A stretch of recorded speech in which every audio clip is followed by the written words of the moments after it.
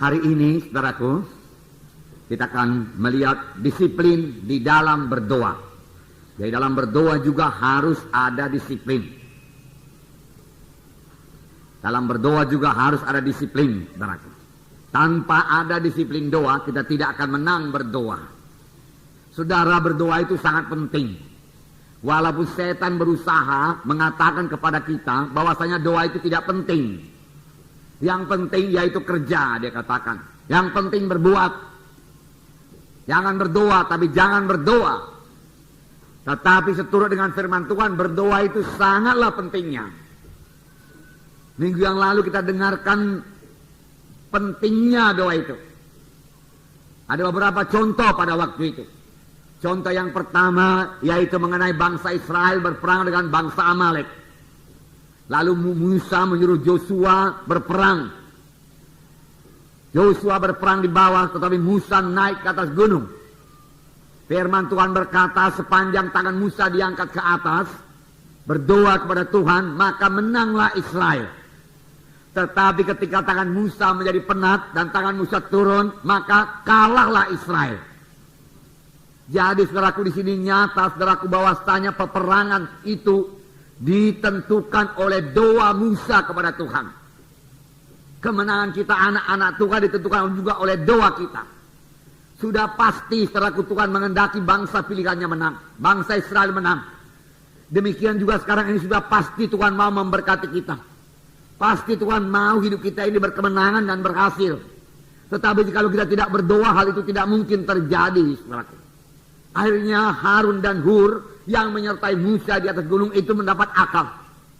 Dia suruh Musa duduk di atas batu. Lalu Harun dan Hur mengangkat tangannya ke atas. Firman Tuhan berkata, dengan demikian tangan Musa terangkat ke atas sampai matahari terbenam. Dan dengan demikian bangsa Amalek dikalahkan oleh orang Israel. Jadi peperangan itu dimenangkan oleh doa. Oleh doa. Walau Tuhan menghendaki bangsa Israel menang, tetapi kalau bangsa Israel tidak berdoa, maka kemenangan tidak jadi. Begitulah pentingnya berdoa. Jadi tanpa berdoa tidak ada kemenangan. Kalau saudara lihat perjalanan Bani Israel, mereka mulai memasuki tanah Kanaan. Sudah mengalahkan Jericho, sudah mengalahkan Taraku Ai. Nah, mereka mau memasuki kota-kota lain. Dan kota-kota lain mulai ketakutan akan kedatangan bangsa Israel. Lalu ada satu kota, kerajaan yang dekat dengan mereka, orang-orang Gibeon. Lalu mereka menipu. Mereka membawa pakaian-pakaian yang sudah usang, roti-roti yang sudah berjamur. Lalu mereka datang menjumpai Joshua dan panglima-panglimanya. Dan mereka berkata, saudaraku, kami ini datang dari jauh. Oleh sebab itu janganlah ganggu kami. Kami bukan penduduk negeri sini, dia katakan. Inilah dia roti kami yang kami bawa masih segar-bugar. Tetapi ketika kami sampai di sini sudah berjamur, dia katakan. Dan saudaraku, Israel lupa berdoa. Dalam Joshua pasal 9 dikatakan apa yang terjadi. Ayat 12 mulai saya bacakan.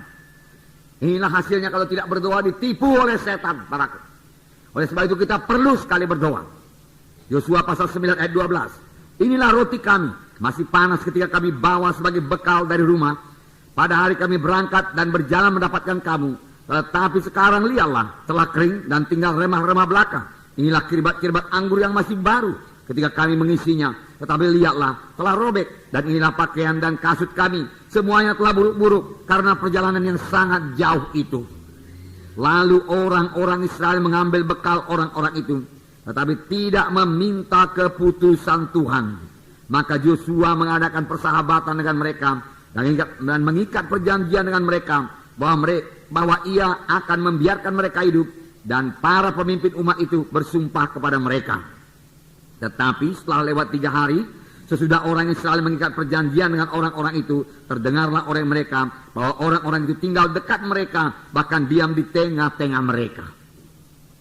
Hal yang perlu kita perhatikan di sini dikatakan dalam ayat 14. Lalu orang-orang Israel mengambil bekal orang-orang itu, tetapi tidak meminta keputusan Tuhan. Dengan kata lain, Israel lupa berdoa.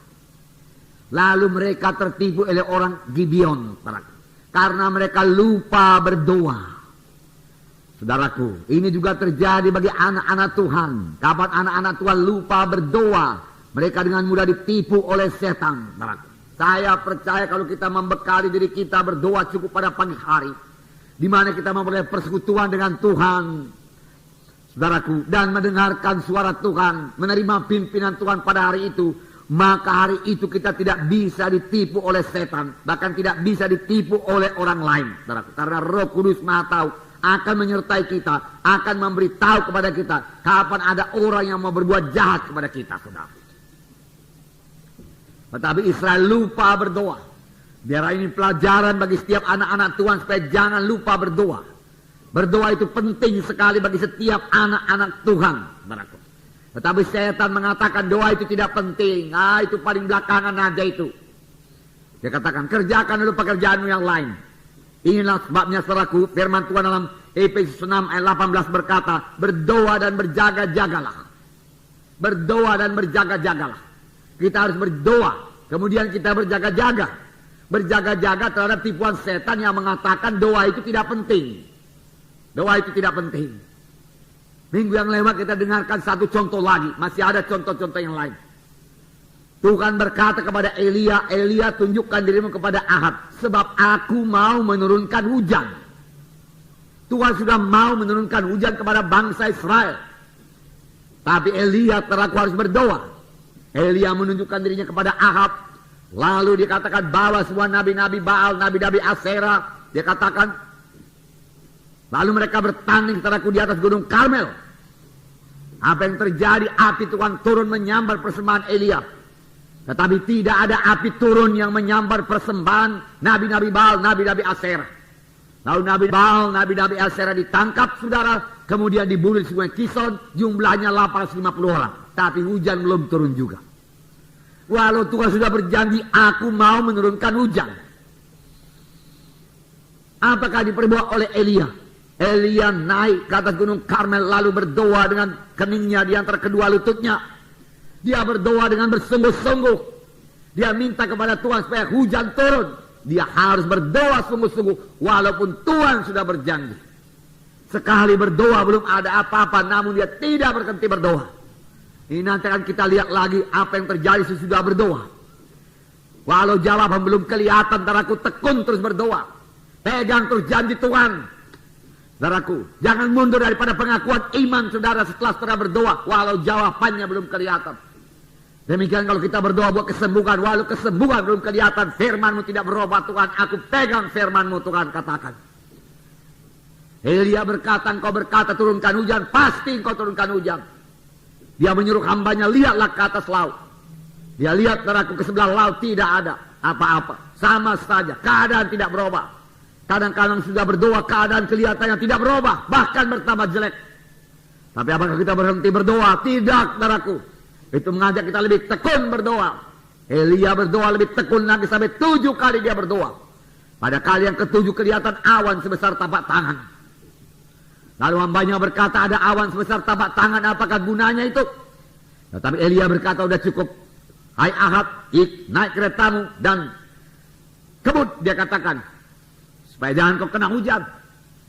Kemudian hujan turun dengan lebatnya, saudaraku. Saudara, inilah pentingnya berdoa.